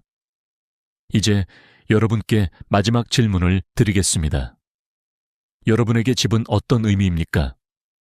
단순히 재산을 지켜주는 껍데기입니까? 아니면 남은 생을 풍요롭게 만드는 무대입니까? 만약 아직 답을 내리지 못하셨다면 오늘부터 머릿속에 그림을 그려보세요. 내가 원하는 노년의 모습, 내가 꿈꾸는 하루의 풍경. 그 그림이 선명해질수록 여러분의 삶은 흔들리지 않습니다. 그리고 잊지 마십시오. 다음 이사는 떠밀린 선택이 아니라 여러분이 주도하는 선택이 될 수 있습니다. 지금 이 영상을 보고 있는 순간 이미 여러분은 준비의 절반을 끝마친 겁니다. 나머지 절반은 행동으로 옮기는 일뿐입니다. 여러분, 오늘의 이야기가 노후의 집을 고민하는 모든 분들께 작은 등불이 되었기를 바랍니다. 집은 단순한 건물이 아니라 여러분 인생의 마지막 장을 빛나게 할 무대입니다. 그 무대를 지금부터 하나하나 준비해 나가시길 진심으로 응원합니다. 오늘 영상 끝까지 시청해 주셔서 감사합니다. 여러분의 경험과 생각을 댓글로 나눠주시면 다른 분들에게도 큰 도움이 될 겁니다. 그리고 앞으로도 이런 소중한 이야기를 놓치고 싶지 않으시다면 꼭 구독과 좋아요 눌러주시길 부탁드립니다. 여러분의 노년이 황금빛으로 물들어가길 진심으로 기원합니다. 용기를 내어 솔직하게 말씀드리겠습니다. 여러분이 매일 삼키고 있는 알록달록한 알약들, 그 안에 담긴 진실은 생각보다 훨씬 불편합니다. 병원에서조차 쉽게 말하지 않는 이 불편한 진실은 시중에서 판매되는 건강보조식품 상당수가 필요 없을 뿐 아니라 오히려 해롭다는 사실입니다. 이 이야기를 듣는 순간 의아함이 들 수도 있습니다. 왜냐하면 우리는 수십 년 동안 광고와 주변의 권유에 둘러싸여 살아왔기 때문입니다. 먹으면 혈관이 깨끗해진다, 치매가 예방된다, 뼈가 튼튼해진다 는 달콤한 문구는 누구라도 안심하게 만들지요. 그러나 의학의 최전선에서 수많은 환자들을 만나온 의사들은 또 다른 현실을 목격했습니다. 건강을 위해 삼킨 약이 결국 병을 만들고 삶의 질을 떨어뜨린 사례들 말입니다. 제가 이렇게 강하게 말할 수 있는 이유는 단순한 이론이 아닙니다. 저는 35년 동안 수만 명의 환자를 진료해왔고 그 과정에서 선생님, 이 보조제 괜찮습니까? 라는 질문을 수도 없이 들었습니다. 그리고 안타깝게도 많은 환자들의 알약 절반 이상은 전혀 필요하지 않았으며 일부는 간과 신장을 망치고 심장을 위협하고 있었습니다. 저는 그 순간마다 양심과 싸워야 했습니다. 환자를 위로할 것인가, 아니면 진실을 알릴 것인가. 결국 제가 선택한 길은 단 하나, 양심 앞에 서는 것이었습니다. 한국은 세계에서 건강보조식품 소비가 가장 빠르게 늘고 있는 나라 중 하나입니다. 특히 60세 이상 어르신들은 자녀들에게 부담을 주고 싶지 않다는 마음, 스스로 건강을 지키고 싶다는 의지가 강하기 때문에 더 쉽게 유혹에 빠집니다. 통계청 자료를 보면 노년층의 월평균 건강 지출에서 보조제가 차지하는 비중은 매년 늘어나고 있습니다. 텔레비전, 홈쇼핑, 인터넷을 켜면 하루에도 수십 번씩 쏟아지는 화려한 광고들이 불안한 마음을 파고들고 있는 것이지요. 그러나 여러분, 여기서 멈추어 생각해야 합니다. 우리가 삼키는 그 알약은 정말로 우리 몸에 필요한 것일까요? 정말로 우리의 노후를 지켜줄 것일까요? 아니면 제약사의 이익을 위해 만들어진 달콤한 환상일 뿐일까요? 제가 진료실에서 만났던 한 72세 환자의 이야기를 떠올립니다. 그분은 매일 10가지가 넘는 보조제를 챙겨 드셨습니다. 비타민, 오메가3, 홍삼, 은행잎, 추출물까지. 그러나 결국 간 수치가 비정상적으로 높아져 병원에 오게 되었습니다. 건강을 지키기 위해 삼킨 것이 오히려 건강을 해치고 있었던 것입니다. 이 이야기는 단순히 한 사람의 불운한 사례가 아닙니다. 현대 사회 전반에 걸쳐 일어나고 있는 집단적 착각입니다. 사람들은 보조제를 먹으면서 건강해지고 있다고 믿습니다. 하지만 의학은 냉정합니다. 과잉 섭취된 성분은 몸의 균형을 무너뜨리고 약물과 충돌하며 때로는 치명적인 결과를 낳습니다. 그렇다면 왜 이런 진실은 널리 알려지지 않을까요? 이유는 간단합니다. 병원과 제약업계, 영양제 산업은 이 사실을 크게 말하고 싶어 하지 않기 때문입니다. 막대한 시장, 끝없이 반복되는 광고, 그리고 소비자의 불안 심리가 맞물리면서 건강론 보조제라는 신화가 만들어진 것입니다. 하지만 제가 이 자리에 서서 말씀드리는 이유는 단 하나입니다. 여러분이 그 신화의 희생양이 되지 않기를 바라기 때문입니다. 이 영상은 단순한 정보 전달이 아닙니다. 저는 오늘 제 인생 65년과 의사로서 35년의 경험을 모두 걸고 절대 먹지 말아야 할 보조제 5가지를 말씀드리려 합니다. 그리고 그 대안으로 무엇을 선택해야 하는지도 함께 알려드릴 것입니다. 이 이야기를 끝까지 들으신다면 불필요한 지출을 줄이고 간과 신장의 부담을 덜며 삶의 질을 높이는 지혜를 얻으실 수 있습니다. 지금 이 순간에도 수많은 광고들이 먹으면 젊어진다, 병이 예방된다고 속삭이고 있을 것입니다. 그러나 저는 여러분께 분명히 말씀드립니다. 건강은 알약 속에 있지 않습니다. 건강은 식탁 위에 신선한 음식, 매일의 걷기, 햇볕을 쬐는 습관, 그리고 사랑하는 사람들과의 웃음 속에 있습니다. 여러분, 이 사실이 마음에 와닿으신다면 잠시 멈추고 구독과 좋아요를 눌러주십시오. 그것은 무료이지만 앞으로도 평생 의사의 경험에서 나온 진짜 건강 정보를 꾸준히 받아보실 수 있는 가장 확실한 방법입니다. 그리고 주변의 가족과 친구들에게도 공유해 주십시오. 여러분의 작은 실천이 누군가의 건강한 노후를 지켜주는 씨앗이 될 수 있습니다. 이제 본격적으로 이야기를 시작하겠습니다. 왜 이렇게 많은 사람들이 필요 없는 보조제를 남용하게 되었을까요? 그 배경에는 광고와 상업적 이익만이 있는 것이 아닙니다. 우리의 두려움, 가족에 대한 사랑, 건강에 대한 갈망이 교묘히 이용되고 있기 때문입니다. 그리고 그 착각이 쌓일 때 결국 건강을 잃는 비극이 시작됩니다. 저는 이 함정에서 벗어날 수 있는 길을 여러분께 보여드리려 합니다. 여러분, 우리가 믿어온 영양제 건강이라는 등식은 때때로 무너지는 순간이 찾아옵니다.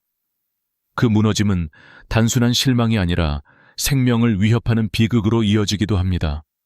의학의 세계에서는 이미 여러 차례 경고가 있었지만 광고 속 화려한 문구가 그것을 가려버렸습니다. 그래서 오늘 저는 여러분께 첫 번째 충격적인 진실을 들려드리려 합니다. 바로 고용량 비타민 E와 베타카로틴, 그리고 칼슘 보충제에 대한 이야기입니다.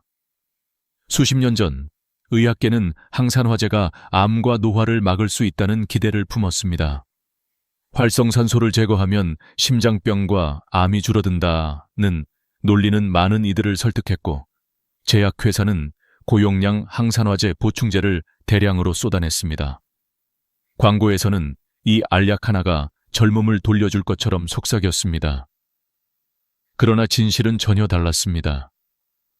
1990년대 이후 미국과 유럽에서 진행된 대규모 임상 연구들은 정반대의 결과를 보여주었습니다. 흡연자에게 베타카로틴을 고용량으로 복용하게 했더니 폐암 발생률이 18%나 증가했고 사망률까지 높아졌다는 충격적인 결과가 발표된 것입니다. ATBC 연구, HOP2 연구 같은 이름들은 지금도 의학 교과서에 기록되어 있습니다. 저 역시 진료실에서 이런 결과를 몸소 확인한 적이 있습니다. 68세 남성 환자 한 분은 흡연을 하면서도 건강을 지키고 싶다며 매일 베타카로틴 보충제를 복용했습니다. 이거라도 먹어야 폐가 버티지 않겠습니까? 라고 말하던 그분은 결국 몇 년 뒤 폐암 진단을 받았습니다.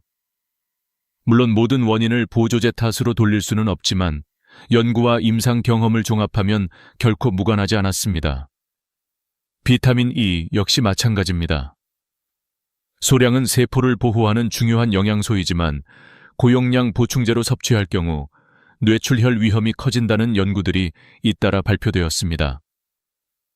제가 직접 경험한 한 70대 여성 환자는 건강을 위해 비타민 E 고용량 보충제를 장기간 복용하다가 갑작스러운 뇌출혈로 응급실에 실려왔습니다. 그 가족들은 눈물을 흘리며 외쳤습니다. 건강하려고 먹은 건데 왜 이런 일이 생긴 겁니까? 여러분, 여기서 얻을 수 있는 교훈은 분명합니다. 영양소는 부족할 때만 필요한 만큼 보충해야 한다는 것입니다.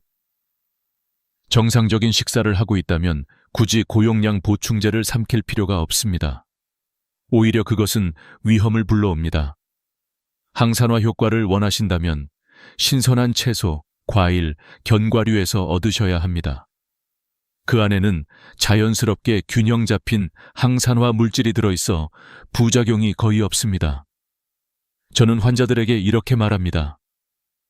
알약을 삼키지 말고 색깔 있는 채소를 접시에 올리십시오. 진짜 항산화제는 약이 아니라 식탁에 있습니다. 이제 칼슘 보충제 이야기를 해보겠습니다. 많은 분들이 나이가 들면 칼슘을 많이 먹어야 골다공증을 막을 수 있다고 믿습니다. 실제로 약국에서 가장 잘 팔리는 보조제 중 하나가 칼슘제입니다. 그러나 문제는 과량과 형태입니다.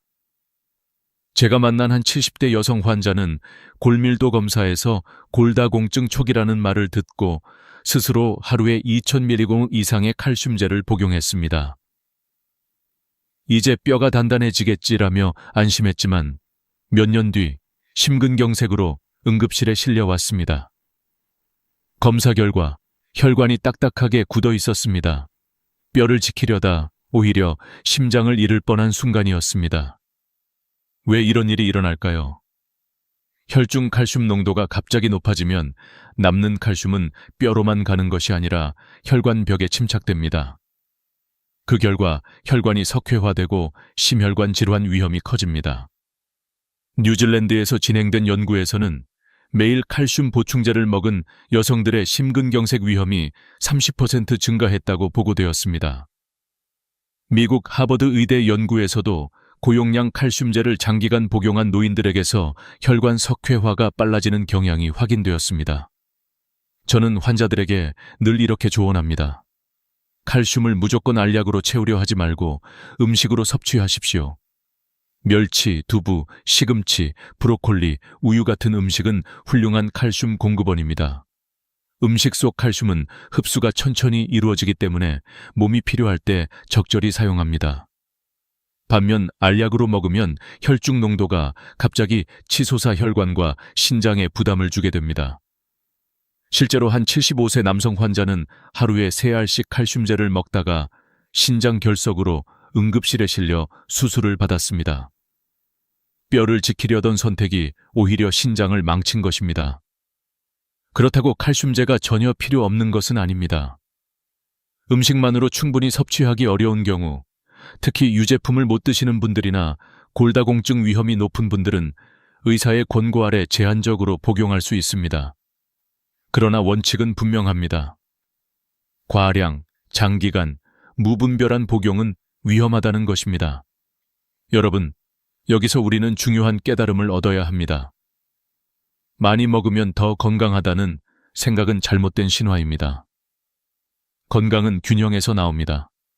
비타민 E, 베타카로틴, 칼슘, 이 3가지 사례만 봐도 알 수 있습니다. 부족할 때만 보충해야 하고 정상적인 식사와 생활 습관이 기본이어야 합니다. 이제 다음 이야기로 넘어가겠습니다. 많은 어르신들이 특히 두려워하는 문제, 바로 기억력과 치매에 관한 보조제입니다. 그 이름은 은행잎이 추출물입니다. 광고에서는 기억력이 좋아지고 치매가 예방된다고 하지만 진실은 그리 단순하지 않습니다. 지금부터 그 숨겨진 이야기를 들려드리겠습니다. 기억력이 흐려지고 이름이 잘 떠오르지 않고 혹시 치매가 시작되는 것은 아닐까 두려움에 잠 못 이루는 분들이 많습니다. 특히 60대, 70대가 넘어가면서 혹시라도 가족에게 짐이 되지 않을까라는 불안은 더 커집니다. 이런 불안을 가장 잘 파고든 것이 바로 은행잎이 추출물, 흔히 징코라고 불리는 보조제입니다. 광고는 늘 이렇게 속삭입니다. 하루 한 알로 기억력이 좋아집니다. 치매를 예방합니다. 머리가 맑아집니다. 이런 말에 마음이 끌리지 않을 수 있을까요? 그러나 의학은 냉정합니다.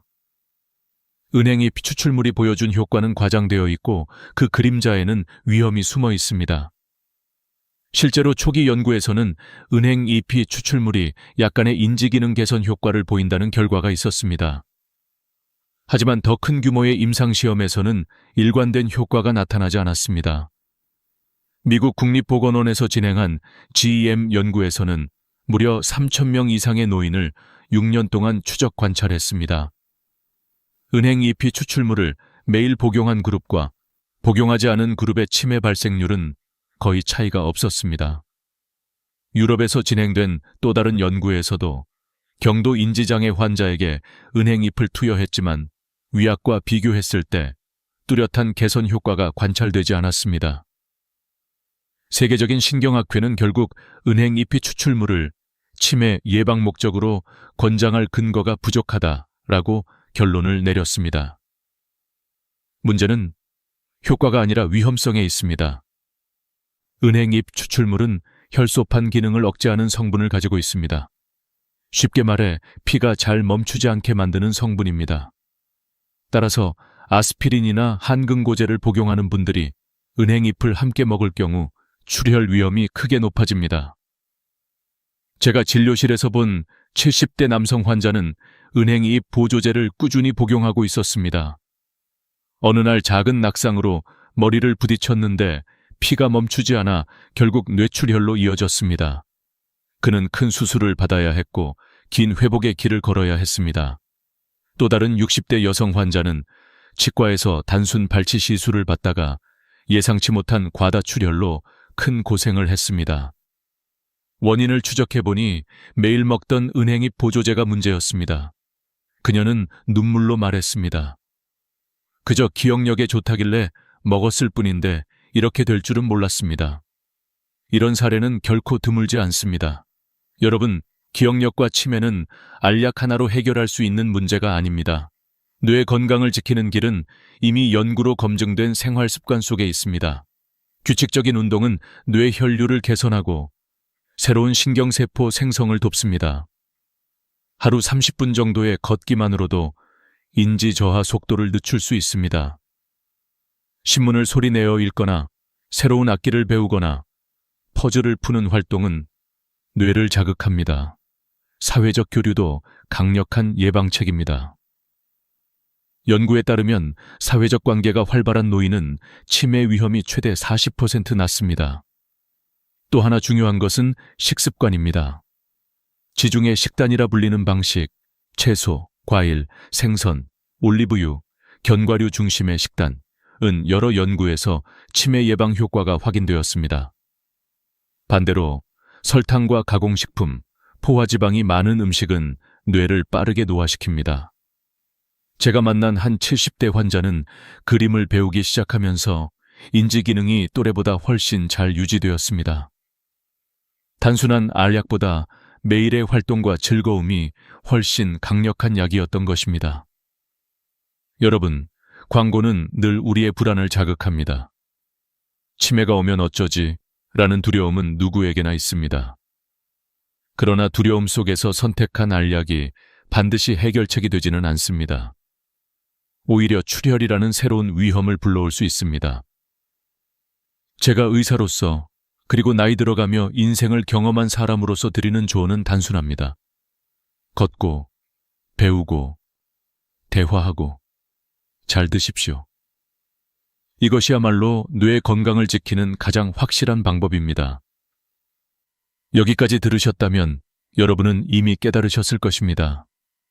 은행잎이 추출물이 약속하는 기적은 없다는 것을, 오히려 생활 습관이 진짜 기적을 만든다는 것을 말입니다. 그렇다면 다음은 또 어떤 함정이 우리를 기다리고 있을까요? 이번에는 근육이라는 이름으로 포장된 또 다른 보조제의 이야기를 드리겠습니다. 근육은 우리 몸의 기둥과 같습니다. 나이가 들수록 근육이 줄어드는 근감소증은 삶의 질을 크게 떨어뜨리고 넘어짐과 골절 위험을 높입니다. 그래서 많은 분들이 근육을 지키고 싶어 합니다. 그런데 바로 그 불안을 파고드는 또 하나의 시장이 있습니다. 단백질 파우더. 헬스장에서 젊은이들이 흔히 마시는 그 보충제가 이제는 노인들에게까지 근육을 유지하는 필수품으로 포장되고 있습니다. 광고는 외칩니다. 단백질이 곧 건강이다. 매일 한 스쿱으로 근육을 지켜라. 하지만 이 말 뒤에 숨겨진 진실은 무엇일까요? 분명 단백질은 우리 몸에 꼭 필요합니다. 나이가 들수록 근육이 줄어드는 것을 막기 위해서는 충분한 단백질 섭취가 중요합니다. 그러나 문제는 얼마나, 어떤 방식으로 먹느냐입니다. 단백질 파우더를 통한 고용량 섭취는 신장에 큰 부담을 주고 때로는 돌이킬 수 없는 손상을 남깁니다. 제가 진료했던 74세 남성 환자는 건강 프로그램을 보고 하루 2번씩 단백질 보충제를 마셨습니다. 몇 달 뒤 그는 극심한 피로와 구토로 병원을 찾았습니다. 검사 결과 신장 기능이 급격히 악화되어 있었습니다. 원인은 단 하나, 단백질 파우더의 과다 섭취였습니다. 신장은 단백질 대사의 노폐물을 걸러내는 기관입니다. 그런데 단백질을 필요 이상으로 섭취하면 그 부담이 지나치게 커져 신장이 손상됩니다. 특히 고혈압이나 당뇨, 신장 기능이 이미 약해진 노인들에게는 치명적일 수 있습니다. 실제 연구에서도 고령자에게 고용량 단백질 보충제는 신장질환 위험을 높인다는 결과가 반복해서 보고되었습니다. 단백질 파우더의 문제는 여기서 끝나지 않습니다. 일부 제품에서는 인공 감미료와 첨가제가 들어있고 심지어 중금속 오염 사례까지 보고된 적이 있습니다. 몇 년 전에는 해외 단백질 보충제에서 납과 카드뮴이 검출되어 큰 논란이 되었습니다. 근육을 지키겠다며 삼킨 한 스쿱이 오히려 건강을 무너뜨릴 수 있다는 사실은 많은 사람들에게 충격이었습니다. 그렇다면 단백질은 어떻게 섭취해야 할까요? 답은 의외로 단순합니다. 파우더가 아니라 식탁입니다. 달걀, 두부, 콩, 생선, 살코기 같은 자연식 단백질은 훨씬 안전하고 균형 잡힌 공급원입니다. 제가 만난 한 80대 여성 환자는 단백질 파우더 대신 매일 달걀 1개, 두부 반모, 생선 2토막을 꾸준히 드셨습니다. 1년 뒤 근감소증 위험이 있던 그분의 근육량은 눈에 띄게 개선되었고 신장 기능은 안정적으로 유지되었습니다. 그녀는 웃으며 말했습니다. 선생님, 이제 알약보다 반찬이 더 믿음직스러워요. 여러분, 근육은 단백질 파우더 한 스쿱으로 만들어지지 않습니다. 근육은 일상 속에서 키워집니다. 충분한 단백질 식사와 함께 걷기와 가벼운 근력 운동이 병행될 때 비로소 근육은 유지됩니다. 체중이 실리는 운동은 뼈와 근육 모두를 단단하게 합니다. 운동화가 약국보다 먼저다라는 말, 저는 늘 환자들에게 강조합니다. 광고는 빠르고 쉬운 해결책을 약속합니다. 그러나 인생의 진짜 해답은 늘 기본에 있습니다. 신선한 음식, 꾸준한 운동, 적절한 휴식. 이 3가지야말로 근육을 지키는 가장 확실한 비밀입니다. 이제 4번째 함정을 살펴보았습니다. 근육을 지키겠다는 순수한 의지가 상업적 이익과 결합할 때 누군가는 신장질환이라는 대가를 치르게 됩니다. 그렇다면 또 다른 함정은 무엇일까요? 바로 편리함이라는 이름으로 팔리는 종합영양제 패키지입니다. 하루 한 팩으로 모든 영양을 해결한다는 그 달콤한 약속이 어떤 위험을 숨기고 있는지 지금부터 말씀드리겠습니다. 편리함은 언제나 달콤합니다.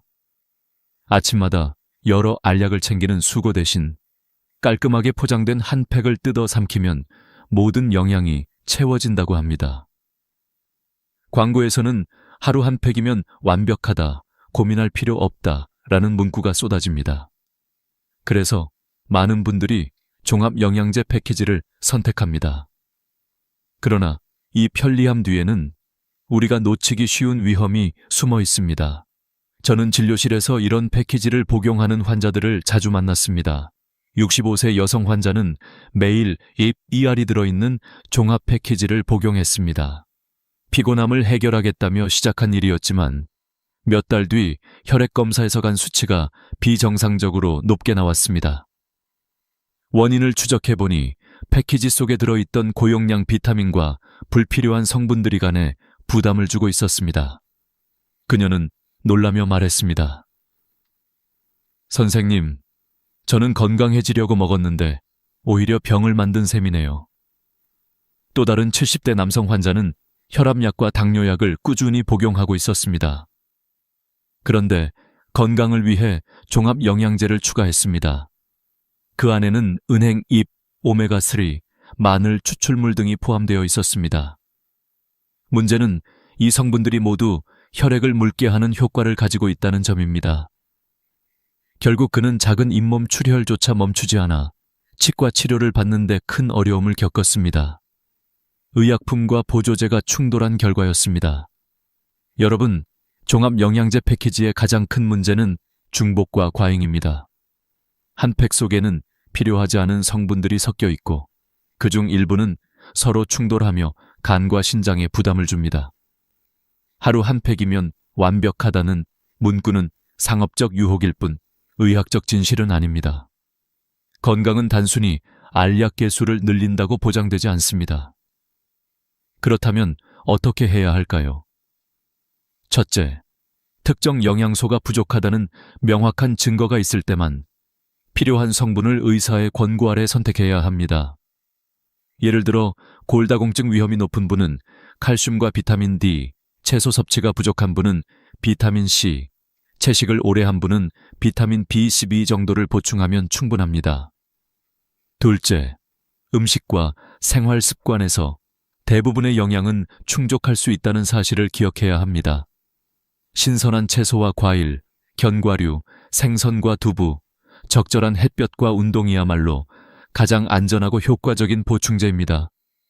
광고는 편리함을 팔지만 인생의 진실은 언제나 불편한 곳에 있습니다. 알약을 늘리지 않고 오히려 줄이는 것이 건강에 가까워지는 길일 수 있습니다.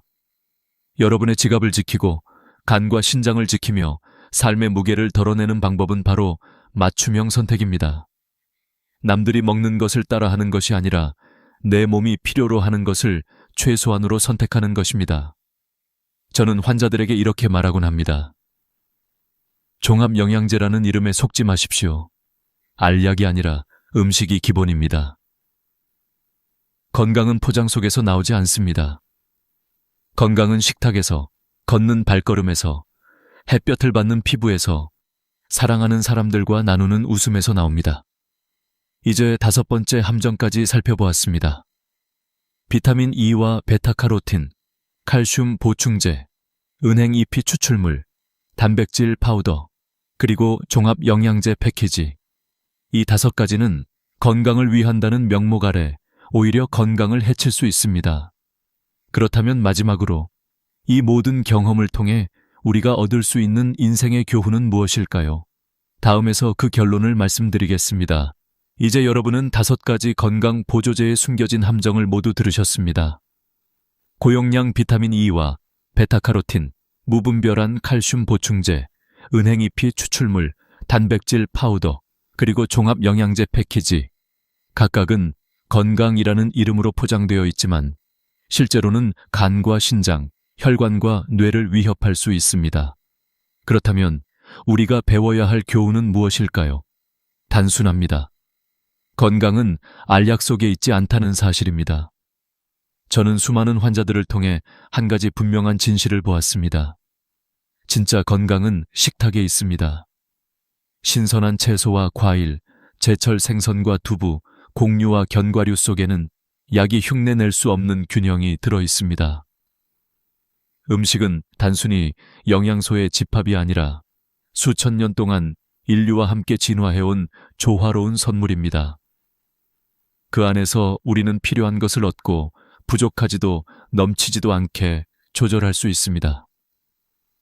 건강은 또한 매일의 발걸음 속에 있습니다. 하루 30분의 걷기는 약이 할 수 없는 기적을 만듭니다. 심장을 단단하게 하고 뼈를 튼튼하게 하며 뇌를 젊게 유지시킵니다.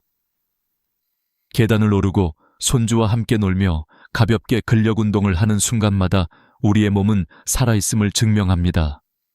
햇볕 역시 빼놓을 수 없는 보약입니다. 하루 20분 따뜻한 햇살을 피부에 담는 것만으로도 비타민 D가 합성되고 칼슘 흡수가 원활해집니다. 햇볕은 단순히 비타민의 원천이 아니라 우리의 기분을 밝게 하고 하루의 리듬을 건강하게 맞추는 빛이기도 합니다. 그리고 마지막으로 건강은 사람 사이의 웃음 속에 있습니다. 연구들은 사회적 관계가 활발한 노인이 그렇지 않은 노인보다 치매 위험이 40% 낮다는 사실을 보여줍니다. 친구와 대화하고 가족과 식사하며 이웃과 웃음을 나누는 순간마다 우리의 뇌는 자극을 받고 마음은 젊어집니다. 외로움은 질병의 토양이 되고 관계는 최고의 예방약이 됩니다. 저는 35년 의사 생활을 하며 늘 스스로에게 다짐했습니다. 양심 앞에 당당하자. 그래서 오늘 여러분께도 당부드립니다. 알약에 의존하지 마십시오.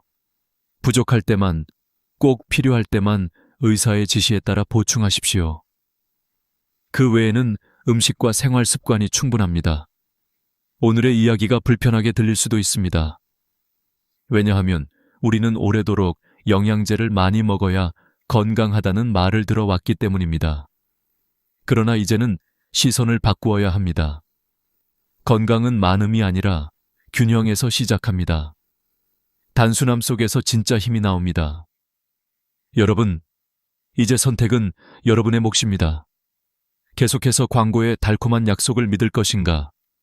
아니면 자연과 생활 속에서 건강을 찾을 것인가? 저는 여러분이 후자의 길을 선택하시기를 진심으로 바랍니다. 그것이야말로 몸과 마음을 지키는 가장 현명한 길입니다. 이 영상을 끝까지 들어주셔서 감사합니다. 오늘의 이야기가 작은 깨달음이 되었다면 지금 바로 구독과 좋아요를 눌러주십시오. 그것은 무료이지만 앞으로도 평생 의사가 직접 전하는 진짜 건강 정보를 놓치지 않는 가장 확실한 방법입니다. 알림 설정까지 해두신다면 새로운 영상이 올라올 때 바로 확인하실 수 있습니다. 마지막으로 부탁드립니다. 여러분의 경험을 댓글로 나누어 주십시오. 직접 먹어본 보조제 중 불필요하다고 느낀 것 혹은 도움이 되었던 생활 습관을 적어주시면 다른 분들에게도 큰 힘과 지혜가 될 것입니다. 댓글 하나가 누군가의 노후를 지키는 씨앗이 될 수 있습니다. 저는 다음 영상에서 또 다른 양심 어린 이야기로 찾아뵙겠습니다. 건강하십시오. 그리고 잊지 마세요. 진짜 건강은 알약이 아니라 여러분의 삶 속에 있습니다.